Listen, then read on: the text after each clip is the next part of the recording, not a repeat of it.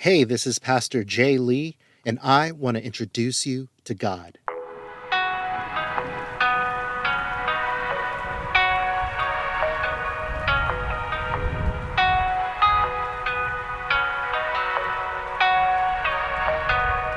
The Intro to God podcast, Episode 2, Intentionality.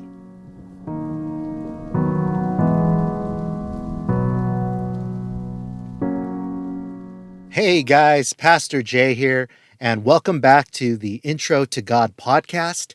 Just want to say that I am so thankful that you guys would join me on this journey and are willing to have this conversation with me. And honestly, I think that it takes a lot of courage to engage in a conversation about God. And not only that, but to open your mind to the possibility that maybe there are some things that you don't fully know or fully understand. And so I think it takes a lot of humility to open yourself up to these conversations. And I'm honored that you would trust me in some small way to lead you into a conversation about God. And so if you're out there listening, I would love to hear from you. If you have any comments or questions or feedback or even pushback, I'd love if you would reach out so I can connect with you.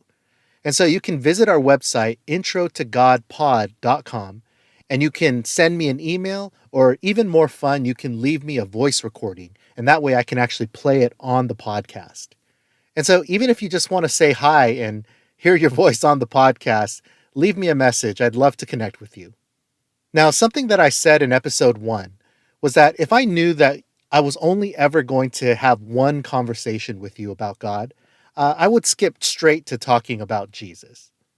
But because this is a podcast and you can listen to this whenever you want and at any speed that you want, I thought it would be nice to start one step further back, one step closer to where you guys are at right now.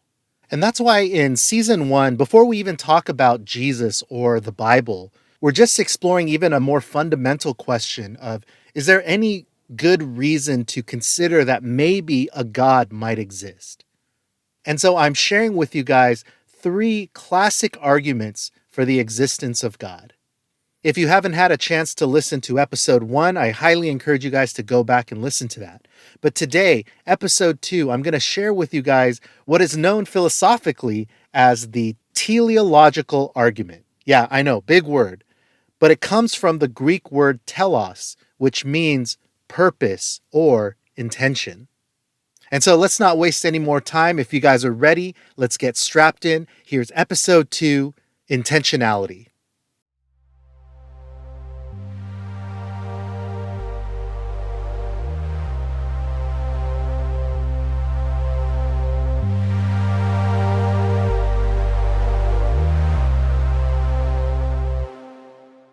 So to begin this conversation, I want to ask you to imagine a scenario with me. Let's imagine that you and I were going to meet in person. And let's pretend that I invited you to come meet me in my office. Now, I don't actually have an office. In fact, I record this podcast in my car. But for the sake of the story, let's say I invited you to come meet me in my office. As you come into my office, you notice sitting on my desk a model of the solar system. And so maybe there's a large styrofoam ball that's been painted yellow that represents the sun. And there's some arms that are coming off of the base with, other smaller styrofoam balls painted different colors that represent the planets. And maybe even the arms can rotate around the base to simulate the orbit of the planets around the sun. And so as you come into the office, you say, "Oh, hey, nice model. Did your kid make that? Is that their science project?" And then I reply, "Oh, no. And so then you kind of probe further. "Oh, well, did you make it?" And then I say, "Oh, no, nobody made it." Now you're a little confused by my response, so you probe further. "Oh, did you make it?" And I say, "No, nobody made it. It just came together naturally." Now you're starting to get a little annoyed, and you say, "What are you talking about? Don't be ridiculous. Obviously somebody made this. Like, did you buy it?" I say, "No, nobody made it. It came together naturally." And then I try to explain myself. I say, no. So we had all the parts, like the styrofoam and the paint and the base and the arms, and we put them all in a box, and just over a very, very long period of time, it just naturally formed. And then at this point, you get pissed off and you leave. Now, here's the thing. There's probably nothing that I could say to convince you that that model of the solar system formed naturally, that it just came together by itself, with no active creator or designer bringing those parts together. Like, there's nothing that I could say, probably, to convince you that that's what happened. But many people believe that the real solar system and the real universe formed naturally, without any creator or designer putting it together with purpose and intentionality. But if you're really being honest, can you tell me what the difference is between those two scenarios? Why is it impossible to believe that that model of the solar system could somehow come together without a purposeful, intentional creator behind it? But we can believe that the real solar system and the real universe could come together without a purposeful, intentional creator. And so the second classic argument for the existence of God is the argument from design, that the existence of the universe and the order and organization and the systems that we see within the universe and within life itself suggests that there is some purposeful design that has gone into it, that there's something or someone with intentionality who has put the systems of the universe together. I don't know, is this something that you've ever really truly thought about and considered?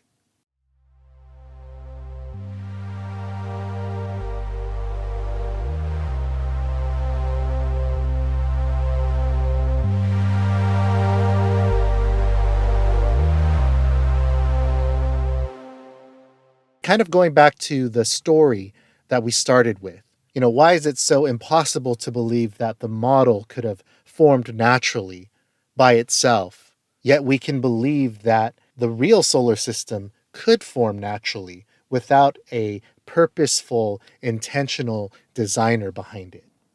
And I think that what most people would argue is that we can explain the formation of the solar system and really just the entire universe through the natural laws that are in operation in the universe. That there are these laws of physics and chemistry that, given matter and space and these natural laws of physics and chemistry working on them with enough time, you would see all that exists in the universe form. That we don't need to appeal to a designer or a god. It can naturally form because of these laws. And so, that actually makes sense to me. But actually, what's more intriguing to me is the laws themselves. And to kind of help explain what I mean here, I want to talk for a second about computers. I'm not a computer scientist, but obviously, technology and computers have just revolutionized the world, which is an understatement. And I'm just continually amazed by computers. But to be honest, I'm not that amazed by all of the incredible things that we are developing today with computers. I mean, it is amazing. Like, there's, just all the different kinds of softwares and applications that people are developing that are just so useful to us and make our lives better every day. Like, it is amazing. I'm not saying it's not amazing, but at the same time, I get it, right? We have these powerful computers that have operating systems with certain rules and functions and tools, and we have programming languages, and so we have all this infrastructure and these platforms upon which we can build these incredible applications that we use every day. And so it's incredible, but I mean, it makes sense to me, right? We have the infrastructure and the platforms and the tools in place that we can just put them together in different ways to create these amazing applications and programs and software. But what really sort of baffles my mind about computers is trying to go back to the beginning of computers. right? Because at some point, if you go back far enough in the history of computing, at some point there was a time before there was any operating systems, right? Before there was a Windows or a Linux, before there was any like coding languages or even any kind of graphical interface. I mean, at some point, if you go back far enough in the history of computing, there must be a point where it crosses over into being purely hardware, like no software, even, right? Like a purely mechanical machine, right? I don't know if there's anybody out there that understands computers better. Maybe you can reach out and explain this to me. But it just baffles my mind how we made the jump from a purely mechanical machine, right? Hardware only, to software and digital, and having operating systems with rules and functions and coding languages, these tools that we use to create applications and create useful things with technology. And I think this is similar to the argument about the universe, that it's not just the physical things that we see in the universe that indicate some sort of purposeful, intentional designer, though I think they do as well. But it's the fact that there seems to be a platform, an operating system in place in the universe, that the universe displays incredible order. The universe is mathematical. There is an operating system and a platform in place, which normally we describe as natural laws like physics and chemistry. And there's data everywhere. Like even within a single living cell, there's so much data stored in there. And so I agree, given all the systems and the rules and the operating system that's in place in the universe, it makes sense that given the matter and enough time, that everything that we see in the universe could form naturally. I get that. But the deeper question is, why are there these systems and this platform, this operating system that seems to be in place? Why is the universe mathematical? An idea that I think I've heard become more and more popular in the culture in recent years is what some call simulation theory. Maybe you've heard of this. But basically, it's the idea that our reality might actually be a computer simulation. And I think that this theory has gained a little bit more popularity because big names like Elon Musk and Neil deGrasse Tyson have talked about it and even suggested that they think it might even be probable. But to be honest, I feel like simulation theory is like the atheist or agnostic version of this argument. The argument that the universe shows evidence of design and intentionality, some sort of purposeful programming. It's actually a very similar thought, but instead of a designer, we have a programmer. Instead of creation, we have a simulation. But I think both are making similar insights about the nature of this universe that we live in, that it is incredibly ordered and systematic and mathematical. There are rules and laws in place. There seems to be programming and data and an operating system upon which our reality is built. Why? How? But could it suggest that maybe there is a programmer who has purposefully and with intentionality designed the systems and rules upon which our universe is built?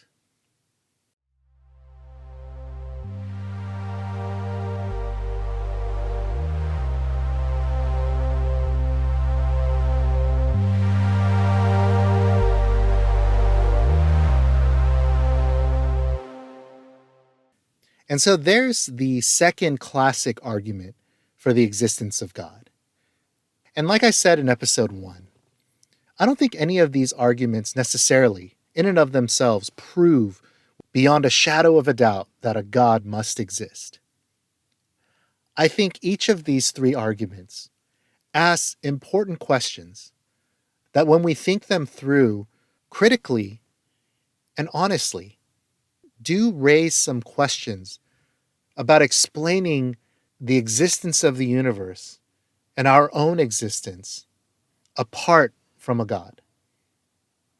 And so, this second classic argument, this argument from design, that there is a purposeful designer who has created the universe and us with intentionality. But I think it's impossible for us to talk about a designer who has created us with intentionality and purpose, and for it not to spill over into a conversation about meaning. See, I think that the question of meaning to this life is closely related to this question of purpose and intentionality behind our existence. If indeed there is a God or some sort of creator behind our existence who has created us with some sort of purpose in mind, then that means there is certainly some objective meaning to be found in life, because it implies that we indeed have a true and objective purpose for why we are here. But if it's true that we're all just here purely by happenstance, just as the result of a random, undirected process with no purposeful, intentional designer giving rise to us, then how do we find meaning in this life? Now, some of you might be getting offended right now, and I apologize. I'm not trying to offend you.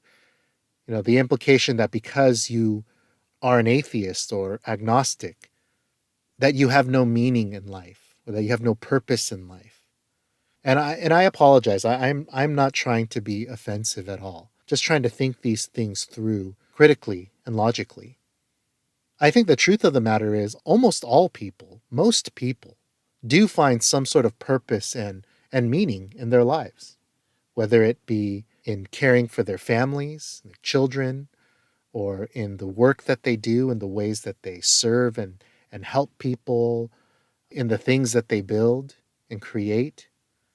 I think the vast majority of people do find meaning and purpose in their lives. So I'm not arguing against that. I guess what I'm suggesting is that if we are all just here as the result of a random, undirected process, without any kind of intentionality behind our existence, then any meaning that we find in this life is purely subjective. It's just something that we have created for ourselves to try to find meaning and purpose in. But we can't really say that in any true and objective sense that it is truly meaningful. You know, something that I've observed in my, 40 years of life and 13 plus years of walking with people as a pastor, I am just continually amazed at what kind of depths of suffering or pain or tragedy that people are able to live through. Like, just the endurance of the human spirit is truly incredible sometimes. And how even in the worst of situations, most people seem to be able to find some sort of silver lining, some sort of meaning or purpose to cling to get through it and continue to live on. But when a person gets to a place where they feel that there is no real meaning to life, that none of it really means anything, that is a despair that can be crushing. And maybe some of you who are listening to this, that's where you're at, where you don't really believe that there is a God out there, but you're living in this mental space where you can't rationally see how any of this life has meaning or any real purpose, and you're suffering because of it. And maybe you're listening to this podcast because even though you don't really believe there is a God, you're desperately wishing that there was. And so, in fear of getting too preachy here, if that is you, I just want to ask you to hold on and keep entering into this conversation courageously and humbly with me or with other people of faith around you. And I hope that in just some small way, just some of these thoughts that I'm sharing with you could be opening a new space in your mind and in your heart that says, maybe it is possible. Maybe there really is a God out there. And maybe he really did create everything and me with intentionality. You know, there's a movie that came out a few years ago called Hugo. I don't know if you saw it. But the main character, Hugo, is an orphan who lives alone in a train station clock tower, trying to unravel the mystery of this broken robot that his father left behind. And there's this great quote that he has in the movie. He says, "Everything has a purpose. Clocks tell you the time. Trains take you to places. I'd imagine the whole world was one big machine. And machines never come with any extra parts, you know. They always come with the exact amount they need. So I figured if the entire world was one big machine, I couldn't be an extra part. I had to be here for some reason. And that means you have to be here for some reason too." And so that's it for this episode. I want to thank you again for joining me on this journey. And I really want to hear your thoughts and your comments and your questions. Maybe you think I got it completely wrong. Or maybe you want to dig deeper into something that we've said. Feel free to reach out to me on the website. You can visit introtogodpod.com and connect with me there.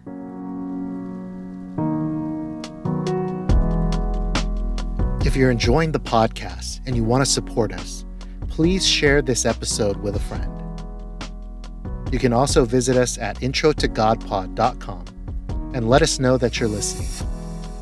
Next time, episode 3, Good and Evil.